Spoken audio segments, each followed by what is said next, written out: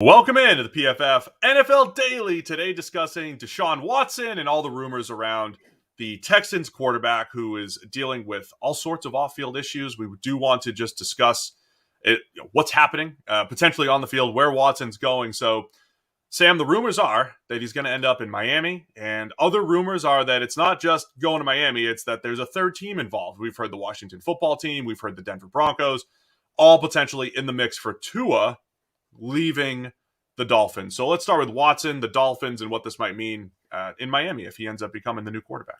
People's insistence on turning this into a three-team trade is blowing my mind. Since day one, people have been trying to create a three-team trade out of this, and I'm not quite sure why.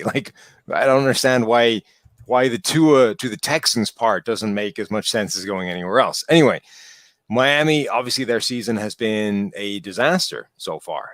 This was a team that was right on the playoff conversation up until the very last game of the season last year, and presumably expected to be better this season. A year of development of Tua. They expected their offensive line to be better, and honestly, that's been the big weakness. The Achilles heel of this team is everything they put into the offensive line has not worked, and they have the worst offensive line in the NFL, according to PFF's offensive line rankings from a couple of weeks ago. It basically got Tua injured. They weren't any better when Jacoby Brissett was in. In fact, if anything, they were worse because Jacoby does not do well behind a bad offensive line.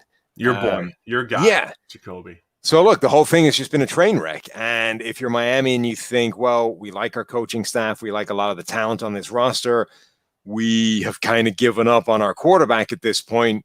What do we do? Well, one solution is Deshaun Watson, who wants the hell out of Houston and is a potential top 5 quarterback. The only downside is there's more than 20 lawsuits hanging over his head, and he's been sitting on the shelf for the entire season. And we have no idea what's actually happening with all of that. We also have no idea when he's going to play. When he's eligible to play, when there's, is it just civil suits? Are we going to trial? Or if he's going to be going to jail, Is he going to jail? Really, people don't know. And just to remind people, because, we probably talked about this 900 times on all of our podcasts, before all that stuff came up, he had his own issues with the Texans. He wasn't going to be the Texans quarterback, presumably going. He wanted out anyway. Yeah. Before all this came up. Right. And at the time, it was, Watson's coming off a season where he was the number 3 graded quarterback last year. It was his best season as a quarterback. They only won 4 games in Houston, but his performance was the best of his career. And his previous performances were very good, right? He was a high-end, high-echelon quarterback. And it would have been one of the most valuable young quarterbacks on the trade market, maybe in history. And we were trying to figure out how many first-rounders, 4, 5, a million? How many first-rounders is he worth? Things have changed here. The thing I'm wondering is, how many teams are actually that desperate for a quarterback? Miami, are they really in that boat right now? And they don't really know what they have in Tua yet. He's coming off a pretty good game. There's still more to see.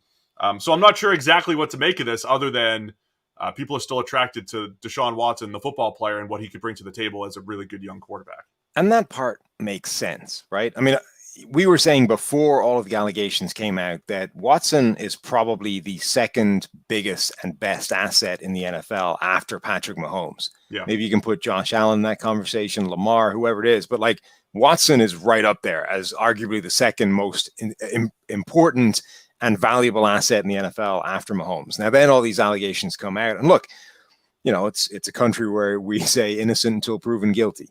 On the other hand, there is a number of accusations beyond which you probably have to start assuming at least one of them is legit. I don't know what that number is, but my bet would be under 21 or however many he's facing right now. So You have to assume that something is coming from this. At which point, I've never understood how a team can put a trade together that makes sense, because Houston have been steadfast all along that they're going to want 3 first-round picks and all of the bells and whistles, as if none of this was a thing, right? We want a commensurate trade package for one of the best assets in the NFL. I just don't understand how a team can do that based off what's hanging over him right now. Now, Miami might have reached the point where they're willing to explore it, but it still feels to me like there's a hell of a gap between exploring it and getting it done, but it keeps coming back, and it keeps coming back with ever stronger sentiment from the people reporting it. I mean, John McCain, I think, venerable Houston beat reporter, was saying, like, this is getting done, and it's getting done quickly. So, I mean, it's interesting, and it's a hell of a statement from Miami that they're willing to commit this much to a guy who has all of this hanging over him, and whether or not he gets past it, like, this is something that's hanging around him from now on. Right, because the range of outcomes is massive, right? I mean, it, like you said, it could be jail, or it could be a 1-year suspension. It could be a 2-game suspension. Like, it could be no suspension. We have no idea. And honestly, we don't know what the NFL is doing right now. He's just on the Texans roster and not playing football. Yeah. So it's just it's just an odd situation. Well, the NFL overall, bizarrely, is like washed their hands of the whole thing. Like, they did whatever investigation they did and have concluded nothing other than, like, it's your problem, we're not touching it. So it sounds like this thing certainly might happen. We'll talk a little bit more about it in a minute. But NFL fans, are you hungry for a big win this week? Well, DraftKings Sportsbook, an official sports betting partner of the NFL, has you covered. New customers can bet just $5 on any NFL team to win their game. And if they do, you win $200 in free bets. Winner, winner, chicken dinner. It's that simple. If Sportsbook's not yet available in your state, DraftKings won't leave you empty-handed. Everyone can play for huge cash prizes all season long with DraftKings daily fantasy sports contests. DraftKings is giving all new customers a free shot at millions of dollars in total prizes with their first deposit. So download the DraftKings Sportsbook app now. Use promo code PFF. Bet just $5 on any NFL team to win the game. And you win $200 in free bets. If they win, you win with promo code PFF this week at DraftKings Sportsbook, an official sports betting partner of the NFL. Must be 21 or older. New Jersey, Indiana, or Pennsylvania only. New customers only. Minimum $5 deposit and $1 wager required. One per customer. Restrictions apply. See DraftKings.com/sportsbook for details. Gambling problem? Call 1-800-GAMBLER. I'll admit, Sam, I don't really want to talk about Deshaun Watson all that much, but it's the biggest news story here, and this is what we do here on the PFF NFL Daily. If he does end up in Miami, they've disappointed this year. I mean, they've been one of the more disappointing teams. They were coming off of their playoff run. I think we expected them to come back down to earth a little bit this year, but be more competitive. The offensive line, the worst in the NFL, right, by your rankings this week. So they do have some work to do, even to just build around him offensive line wise. I like the group of playmakers. So that this was your favorite fit for him back in the spring at least. And I'm wondering if that still is for you. I mean, I think it made sense. Like, if you take all that stuff away and you just say Deshaun Watson the player, Deshaun Watson to Miami made a ton of sense to me, and still does. Like, if you remove all the other stuff. And it made sense to me in part because they could give Tua as a make weight. And I thought heading into this year, that had a reasonable amount of value for a team like Houston that didn't have an answer at quarterback. I think the shine has come off that a little bit more, given what we've seen from Tua so far.